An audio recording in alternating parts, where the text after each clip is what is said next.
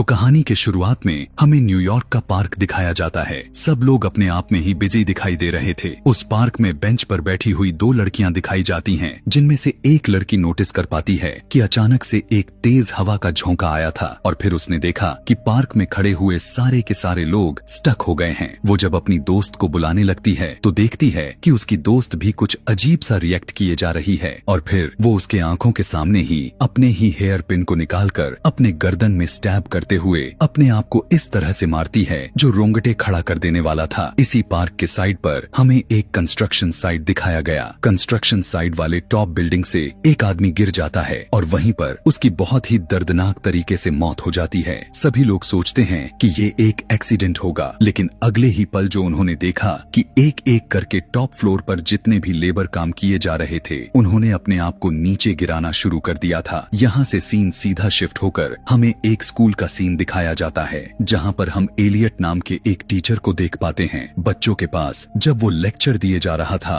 कि तभी अचानक से उसे स्टाफ रूम में बुलाया जाता है, जहाँ से उसे शहर में होने वाले उन इंसिडेंट्स की खबर मिलती है जहाँ पर लोग अपने आप को ही मार रहे थे। पार्क के लोगों ने भी एक एक करके अपने आप को मार दिया था और पूरा सेंट्रल पार्क अब खून से भर चुका था। यहाँ पर प्रिंसिपल को लग रहा था कि ये दरअसल एक टेररिस्ट अटैक है और उन्हीं लोगों ने कोई किसी तरह का वायरस और केमिकल्स को हवा में छोड़ रखा है, जिसकी वजह से लोग मारे जा रहे हैं, क्योंकि उसकी वजह से इंसानों की दिमाग काम करना बंद कर दे रही है। वो अपने आप को ही मार देते हैं। अब बच्चों की सिक्योरिटी के लिए वो लोग स्कूल को बंद करने का डिसीजन लेते हैं और सभी लोगों को घर भेज देते हैं। यहाँ पर एलियट के साथ उसका फ्रेंड जूलियन को भी दिखाया जाता है। जाते हुए वो उससे कहता है कि तुम मेरे साथ मेरे गाँव क्यों नहीं चलते, वहाँ पर सब कुछ सेफ है। एलियट को भी उसका यह आइडिया बुरा नहीं लगता, इसीलिए उसने घर आते ही पैकिंग करना शुरू कर दिया और देखता है कि घर में उसकी वाइफ उसी इंसिडेंट की न्यूज देख रही थी। गवर्नमेंट भी इस वायरस के बारे में कुछ नहीं बता पा रही थी जो इस तरह से लोगों को इतना दर्दनाक मौत दे रही थी। वायरस कहाँ से आया था ये भी किसी को भी नहीं पता था। एलियट की वाइफ टीवी पर इतने सारे लोगों की लाशें देखकर डर जाती है और ये लोग फौरन अपने घर से स्टेशन के लिए निकल पड़ते हैं, जहाँ जाकर ये लोग देखते हैं जूलियन तो आ चुका था, पर जूलियन की वाइफ अभी तक वहाँ उसके पास नहीं पहुँच सकी थी क्योंकि वो भीड़ में फंस गई थी। स्टेशन पर भी इस टाइम काफी ज्यादा रश था और हर कोई इस शहर को छोड़कर जाना चाहता था। ट्रेन का टाइम भी हो जाता है और जूलियन को कॉल पर अपने वाइफ यह कहना पड़ जाता है कि तुम अगली ट्रेन से आ जाना, और वो एलियट के फैमिली के साथ अपनी बेटे को लेकर निकल जाता है। दूसरे सीन में एक फिलाडेल्फिया के एक पार्क का सीन दिखाया जाता है। न्यूयॉर्क के पार्क की तरह ही यहाँ पर भी हवा का एक झोंका आता है और पार्क में मौजूद सभी लोगों की पैर एकदम से रुक जाती हैं। इसी पार्क के बगल में रोड का भी सीन दिखाया जाता है, जहाँ पर उसी तरह से सारी कार्स भी अपनी अपनी जगह पर रुक गई थी। एक पुलिस ऑफिसर अपनी कार से बाहर आकर गन उठाया और अपने आप को ही शूट करके जाने ले लेता है, जिसके बाद एक एक करके बाकी लोग भी अपनी गाड़ियों से निकलते रहते हैं और उस ऑफिसर के गन से अपने आप को मारते चले जाते हैं। कोई अपने आप को किसी चीज से स्टैब करके मारता है तो कोई अपने आप को मारने के लिए सर को दीवार पर टक्कर मारने लग जाता है। दूसरी तरफ जूलियन अभी भी अपने वाइफ से कांटेक्ट करने की लगातार कोशिश किए जा रहा था, तो उसकी वाइफ उसे बताती है वो सेफ है। अभी वो बात ही कर रहा था कि तभी अचानक कुछ ही दूरी पर ट्रेन को रोक दिया जाता है। ट्रेन में सवार हुए पैसेंजर परेशानी में आ जाते हैं और उन सारे लोगों को ट्रेन से निकाल भी दिया जाता है। यहाँ पर सभी ट्रेन पायलट के साथ कंडक्टर खड़े हुए थे। एलियट जाकर जब उनसे ट्रेन रुकने की वजह पूछता है तो वो बताते हैं कि सामने का सिग्नल्स अजीब तरीके से गायब हो गया है और इसीलिए अब कोई भी ट्रेन आगे नहीं जा सकती। वे सभी कंट्रोल सेंटर से भी अपना अपना कांटेक्ट खो बैठे थे। अब ये लोग इस टाइम जिस जगह पर रुके हुए थे सभी पैसेंजर्स वहाँ के एक होटल में चले जाते हैं। वहीं पर एक औरत एलियट को एक वीडियो दिखाती है एक जू की, जहाँ पर एक आदमी ने खुद अपने आप को जू में रह रहे शेरों के हवाले कर दिया था। यह वीडियो इतना ज्यादा क्रिपी था कि जिसने भी इस वीडियो को देखा उनके तो होश ही उड़ गए। वे सारे लोग अब परेशान हो गए। अब यहाँ पर टीवी चलता है। सभी लोगों का ध्यान टीवी की तरफ चला गया, जिस न्यूज में इसी वायरस के बारे में बताया जा रहा था। और खतरे की बात तो यह था कि इस टाइम यह सारे के सारे पैसेंजर जिस टाउन के अंदर थे उसी टाउन को वायरस का हब बताया जा रहा था। यह सुनने के बाद तो सभी लोग पैनिक होकर इधर उधर भागने लग जाते हैं। सभी इस शहर से निकलने की कोशिश में लग जाते हैं। इस शहर के पावर को भी रोक दी गई। सभी अपने अपने कार में बैठकर यहाँ से भागने लग गए। एलियट और उसकी वाइफ, जिसके पास अभी कोई कार वगैरह नहीं था, वो यहाँ लोगों से लिफ्ट मांगने लग जाते हैं, पर कोई उन्हें लिफ्ट देने के लिए तैयार ही नहीं हो रहा था। फाइनली एक कपल जो काफी टाइम से उन दोनों को नोटिस किए जा रहा था, वो उनको अपने साथ चलने की ऑफर देता है और ये दोनों मान जाते हैं। फौरन से जूलियन उनके पास आकर एलियट से कहता है कि मैं तुम्हारे साथ नहीं जा रहा, मुझे मेरी वाइफ को ढूंढना है और मैं उसे ढूंढने के लिए जा रहा हूँ, लेकिन इन सारे खतरे में मैं अपनी बेटी को नहीं लेकर जा सकता, इसीलिए तुम प्लीज मेरी बेटी का ख्याल रखना, मैं बहुत ही जल्द तुमसे मिल जाऊंगा। वो अपनी बेटी को प्यार करता है और एक दूसरे ग्रुप से लिफ्ट लेते हुए न्यू जर्सी की तरफ रवाना हो जाता है। इधर हमें जूलियन के कार को दिखाया जाता है। ये लोग एक रोड से जब गुजर रहे थे जहां इन्होंने देखा कि जगह जगह पेड़ों से लोगों की लाशें लटकी हुई थीं। यह सब इतना खतरनाक नजारा था कि सामने जो कपल ड्राइव कर रहा था वो भी घबरा जाता है। जूलियन उन दोनों को शांत बनाए रखने के लिए कोशिश करता है और उनसे कहता है कि सारे ओपनिंग्स को अच्छी तरह से सील कर दो। ये लोग सारी ओपनिंग्स को सील कर तो देते हैं, लेकिन ऊपर नहीं देखते जहां RUF में एक सुराख था। इतनी ही देर में दोबारा से हवा का झोंका आता है, जिसका हमेशा से यही मतलब है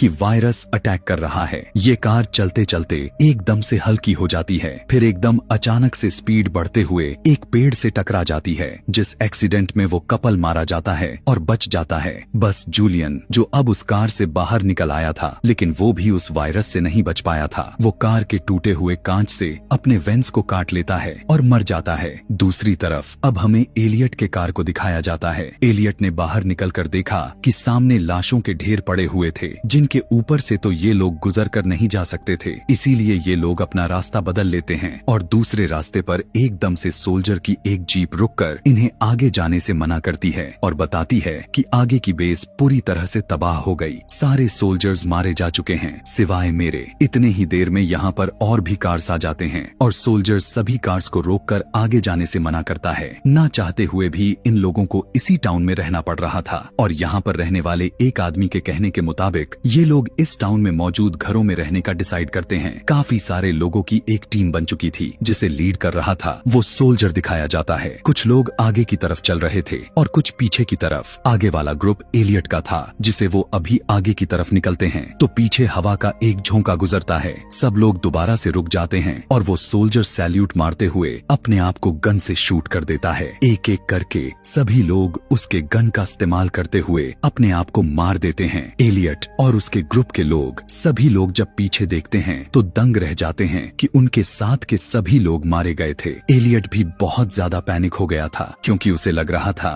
कि अगली बारी उनकी आने वाली है। एलियट इन सारी चीजों से अंदाजा लगाता है कि ये वायरस पौधों की तरफ से फैल रहा है। उसने नोटिस किया था कि ये वायरस वहीं में ही फैल रहा था जहाँ पर एक टाइम में ज्यादा लोग हो और आसपास ज्यादा पौधे भी हो। वो इन सब से कहता है कि ज्यादा इंसानों की वजह से यह वायरस फैलता जा रहा था, इसीलिए अब हमें अलग अलग होकर चलना होगा। इतने ही देर में यहाँ पर हवा का झोंका भी आ जाता है और एलियट इन सब से हवा के ऑपोजिट डायरेक्शन में भागने को कहता है, क्योंकि उसे ऐसा करने से लग रहा था कि वायरस इन पर हमला नहीं करेगा। हवा इनके ऊपर से होकर गुजर जाती है। ये लोग हवा के उल्टी डायरेक्शन में खड़े रहते हैं और अपनी मौत का इंतजार कर रहे होते हैं, लेकिन तभी हवा का ये झोंका खत्म हो जाता है। और हैरानी की बात तो यह थी कि इन सभी में से किसी को कुछ भी नहीं हुआ था, यानी एलियट की ये थ्योरी ठीक थी। हवा के उल्टी डायरेक्शन में भागने वाली और दूर दूर होकर चलने वाली। अब क्योंकि ये ग्रुप डिवाइड हो चुका था, एलियट के पास एलियट की वाइफ, उसके फ्रेंड की बेटी के साथ 2 और भी लड़के रह गए थे। ये सभी अब आगे की तरफ ही भागते हैं तो इन्हें किस्मत से एक कार मिल जाती है, जिसके अंदर एक मैप था। ये लोग उस मैप को देखते हुए अंदाजा लगाने की कोशिश करते हैं कि वो लोग इस टाइम कहाँ पर हैं, कि तभी इन्हें पास में ही एक बहुत ही बड़ा मेंशन दिख जाता है, जो फौरन से ये लोग चले जाते हैं। यहाँ जाकर ये नोटिस करते हैं कि यहाँ पर हर चीज प्योर थी, क्योंकि इस घर के आसपास बहुत सी फील्ड्स थीं और इस घर में तैयार होने वाली हर चीज पौधों से हासिल की जा रही थी। यहाँ पर खुशी की बात तो बिल्कुल भी नहीं थी, बल्कि अब तो खतरे की बात बन चुकी थी, क्योंकि एलियट के मुताबिक वायरस पौधों से फैल रहा था। वो देखता है कि ये घर चारों तरफ से पौधों से ही ढका हुआ है, इसीलिए अब यहाँ पर रहना बिल्कुल भी सेफ नहीं। ये लोग जल्दी से कुछ खाते पीते हैं और यहाँ से निकल जाते हैं। यहाँ से भागते ही ये लोग देख पाते हैं कि बाकी के ग्रुप के लोग भी इसी घर के अंदर आ गए थे। दूर उसी घर में हवा का झोंका फिर से चलता है और सभी लोग एक्ट करने लग जाते हैं। एक आदमी तो जाकर यहाँ पर घास काटने वाली मशीन को ही चला देता है और खुद उसके नीचे लेट जाता है। उसकी बॉडी क्रश हो जाती है और वो मारा जाता है। बाकी सभी लोग भी इसी तरह अपने आप को बड़ी बेरहमी तरीके से मारते चल जाते हैं। इन्हीं फील्ड्स में एक रेडियो भी लगा हुआ था जिसके जरिए इन लोगों को पता चलता है कि ये वायरस वेस्ट की तरफ कम फैल रहा है। अब वेस्ट की तरफ जाने पर बहुत सारे घर थे जिन्होंने अपने आप को लॉक कर लिए थे। जिसके बाद ये लोग दूसरे घर का दरवाजा नॉक करते हैं तो कोई इनकी बात नहीं सुनता और ना ही कोई दरवाजा खोलता है। फाइनली एक घर के अंदर से एक आदमी जवाब तो देता है लेकिन इनके आने के लिए दरवाजा नहीं खोलता। अब वो दोनों बच्चे जो एलियट के साथ थे उन्हें गुस्सा आ जाता है और वो गुस्से में इस घर की खिड़कियां और दरवाजे तोड़ने की कोशिश करते हैं, जिससे उस आदमी को गुस्सा आ जाता है और वो आदमी विंडो से गन निकालते हुए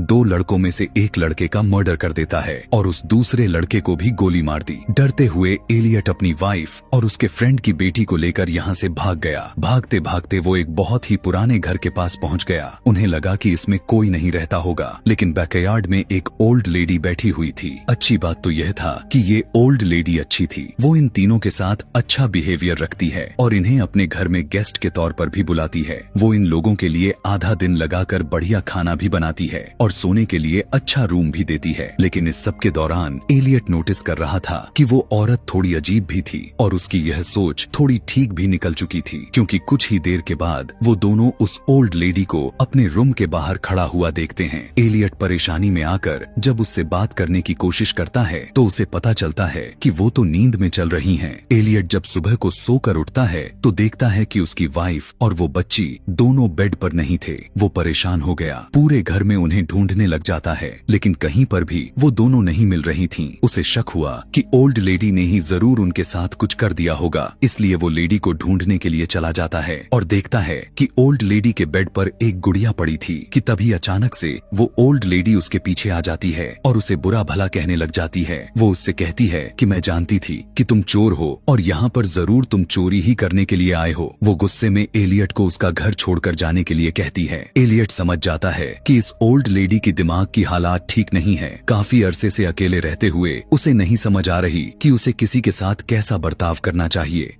दोबारा से हवा चलने लग गई थी और वो ओल्ड लेडी पीछे की तरफ जाने लग गई थी। इसका मतलब साफ थी कि वायरस ने उनके ऊपर हमला कर दिया था। यह देखते ही वो फौरन से घर के अंदर आ जाता है और जोर से अपनी वाइफ को आवाज लगाकर कहने लग जाता है, जहाँ पर भी हो छुप जाओ और वहीं पर छुप कर ही रहना। यह कहते हुए वो घर के सारे खिड़कियां दरवाजे को सील करने लग जाता है और तभी वो देखता है कि वो ओल्ड लेडी अब विंडो के बाहर से अंदर की तरफ झांक रही थी। उसके नाक से खून निकल रहा था और वो अजीब तरीके से विंडो के साथ अपना सर से टक्कर मारते हुए विंडो भी तोड़ देती है और खुद भी अपनी जान दे देती है। विंडो के टूटने की वजह से हवा तेजी से उस घर के अंदर आने लगी थी, इसीलिए एलियट दूसरे रूम में चला गया। यहाँ पर आकर उसने महसूस किया कि कुछ लोगों की आवाजें आ रही थीं। उसकी वाइफ और वो बच्ची पास के ही एक स्टोर रूम में खेल रहे थे। इस वक्त एलियट काफी परेशान दिखाई दे रहा था तो उसकी वाइफ उससे पूछती है कि क्या हुआ है। एलियट बताता है कि अब वो वायरस और भी काफी ज्यादा खतरनाक हो गया है। पहले वो बड़े बड़े इंसानों के ग्रुप्स पर हमला कर रहा था, लेकिन अब वो एक एक इंसान पर हमला कर रहा है और एक एक इंसान को चुन चुन कर मार रहा है। और शायद हमारा भी यह आखिरी दिन हो। ऐसे ही आखिरी दिन में ये लोग आपस में अपने साथ बिताते हुए अच्छे पलों को याद करने लग जाते हैं और अपने गलतियों की एक दूसरे से माफी भी मांगने लग जाते हैं। एलियट इस टाइम अपने वाइफ से कहने लगता है, मैं मरते हुए तुम्हारे साथ मरना चाहता हूँ एलियट। कि वाइफ भी उसकी बात स्वीकार करते हुए स्टोर रूम से बाहर निकल जाती है। एलियट भी घर से बाहर निकल आया था और ये दोनों आगे बढ़ते हुए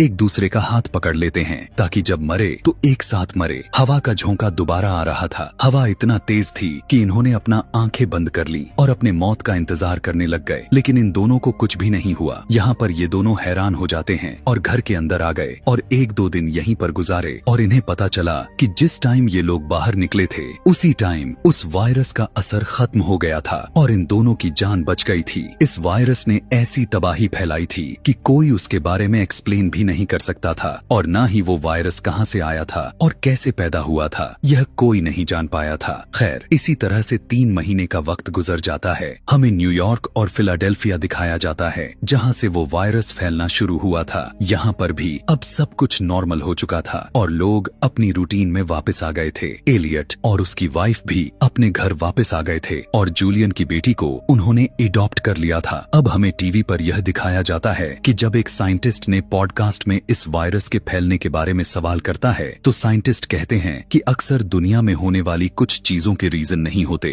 यह बस नेचर की तरफ से हमें एक वार्निंग थी, सब कुछ बिगड़ती हुई चीजों को ठीक करने की, क्योंकि इंसानों की वजह से ये नेचर तबाह हो रही है। इसी पॉडकास्ट को देखते हुए एलियट की वाइफ ने अपना प्रेगनेंसी टेस्ट भी किया हुआ था और वो बहुत ही ज्यादा खुश और एक्साइटेड थी कि काफी सालों बाद उन्हें बेबी की खुशी प्राप्त होने वाले थे। दूसरे सीन में हमें दोबारा उसी पार्क का सीन दिखाया जाता है जहां से वो वायरस फैलना शुरू हुआ था। वहां पर हम जोरदार किसी की चीख सुनते हैं कि तभी लड़का पीछे मुड़कर देखता है। पहले तो सब कुछ नॉर्मल लगता है, लेकिन फिर यहाँ पर हवा का तेज झोंका आ जाता है। उसका दोस्त भी अजीबों गरीब बातें करने लग जाता है। सभी लोग उसी तरह से स्टक हो चुके थे और सारे लोग एक एक करके मरने लग जाते हैं। पता चलता है कि जो वायरस 3 महीने पहले आया था वो अब दूसरा रुख मोड़ लिया है और अब ये कितनी तबाही फैलाएगा कोई नहीं जानता था। और बस इसी को दिखाते हुए ये कहानी यहीं पर खत्म हो जाती है। ऐसे ही और भी मूवी एक्सप्लेनेशन वीडियोस देखने के लिए कमेंट में नेक्स्ट लिखना ना भूलें। Thanks for